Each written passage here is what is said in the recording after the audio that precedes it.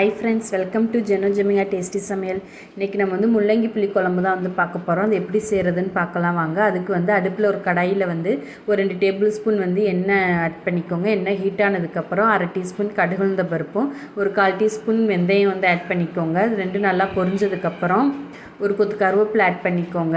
அடுத்து வந்து 4ல இருந்து ஒரு 5 பல் பூண்டை வந்து நல்லா இடித்து சேர்த்துக்கோங்க. சேர்த்துட்டு அந்த எண்ணெயிலே வந்து ஒரு 2லேருந்து 3 நிமிஷம் வந்து நல்லா வந்து ப்ரௌனிஸாக வர வரையும் வந்து வதக்கி எடுத்துக்கோங்க.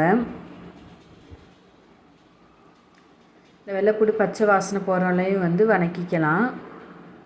பாருங்கள், வெள்ளைப்பூடு வந்து பச்சை வாசனை போயிடுச்சு, நல்லா பொரிஞ்சு ப்ரௌன் கலரில் இருக்குது பாருங்கள். இந்த மாதிரி இருக்கணும். அடுத்து இதில் வந்து ஒரு 20 சின்ன வெங்காயத்தை வந்து 1-2 இடித்து அதையும் இதில் வந்து ஆட் பண்ணிக்கலாம். ஆட் பண்ணிவிட்டு இதையும் வந்து எண்ணெயிலே வந்து பச்சை வாசனை போகிற அளவு வந்து நல்லா வந்து வதக்கி விட்டுக்கோங்க. இப்போ இதோடய நம்ம வந்து ஒரு 1/4 டீஸ்பூன் வந்து மஞ்சத்தூள் வந்து ஆட் பண்ணிக்கலாம்.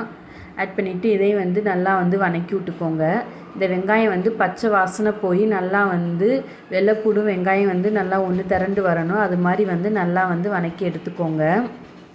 பாருங்கள், இந்த மாதிரி வதக்குனதுக்கப்புறம் இப்போ இதில் நம்ம வந்து ஒரு 2 தக்காளி வந்து ஆட் பண்ணிக்கலாம். ஒரு மீடியம் சைஸ் தக்காளியாக வந்து 2 தக்காளியை வந்து நல்லா கட் பண்ணி இதில் வந்து ஆட் பண்ணிக்கோங்க. தக்காளி வதங்குறதுக்கு வந்து ஒரு 1/4 டீஸ்பூன் வந்து உப்பு வந்து ஆட் பண்ணிக்கோங்க. உப்பு ஆட் பண்ணிங்கன்னா சீக்கிரம் வந்து வதங்கி கொடுத்துரும். இந்த தக்காளி வந்து நல்லா வந்து மைய வந்து வதங்கணும். பாருங்கள், தக்காளி வந்து நல்லா வதங்கிருச்சு. இந்த வெங்காயம், தக்காளி, பூண்டு இதெல்லாம் வந்து நல்லா ஒன்று சேர்ந்து வந்துருச்சு. இப்போ இதில் நம்ம வந்து மசாலா பொருள் வந்து ஆட் பண்ணிக்கலாம். ஒரு 2லேருந்து 3 டேபிள் ஸ்பூன் வந்து குழம்பு மிளகாத்தூள் வந்து ஆட் பண்ணிக்கோங்க. அடுத்து வந்து இந்த குழம்புக்கு தேவையான அளவு வந்து உப்பு வந்து ஆட் பண்ணிக்கோங்க. இது இந்த எண்ணெயிலே வந்து பச்சை வாசனை போகிற வரையும் வந்து ஒரு 3 நிமிஷம் வந்து நல்லா வந்து வதக்கி விட்டுக்கோங்க. உங்கள்கிட்ட குழம்பு மிளகாத்தூள் இல்லை அப்படின்னா ஒரு 1/2 டீஸ்பூன் வந்து மிளகாத்தூளும் ஒரு 2/2 டீஸ்பூன் வந்து மல்லித்தூளும் வந்து ஆட் பண்ணிக்கலாம். நான் வந்து எல்லாமே ஒன்றா அரைச்சிருக்கனால நான் வந்து குழம்பு மிளகாத்தூள் வந்து ஆட் பண்ணியிருக்கேன்.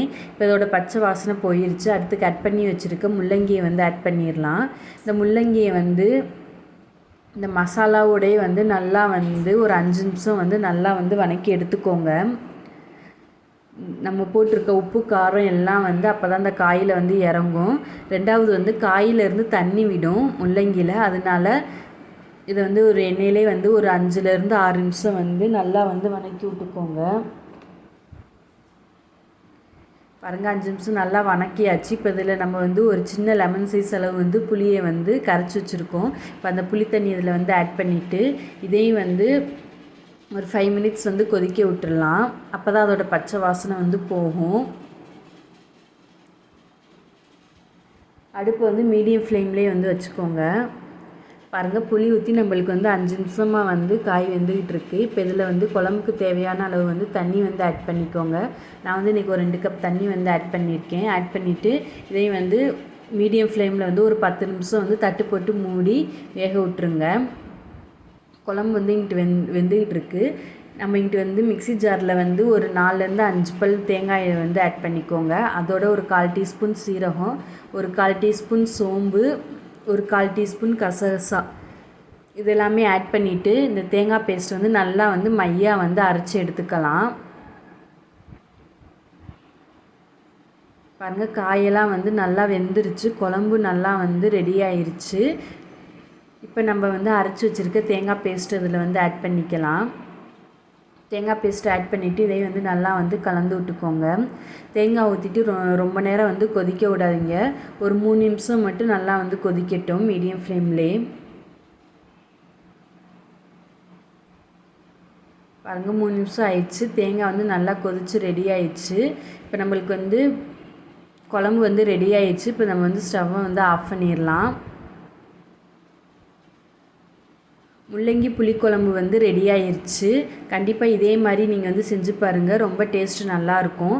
அப்படியே வந்து எங்கள் ஜெனோ ஜெமிகா டேஸ்டி சமையலை வந்து சப்ஸ்கிரைப் பண்ணிக்கோங்க. லைக் பண்ணுங்கள், ஷேர் பண்ணுங்கள், கமெண்ட் பண்ணுங்கள். தேங்க்யூ.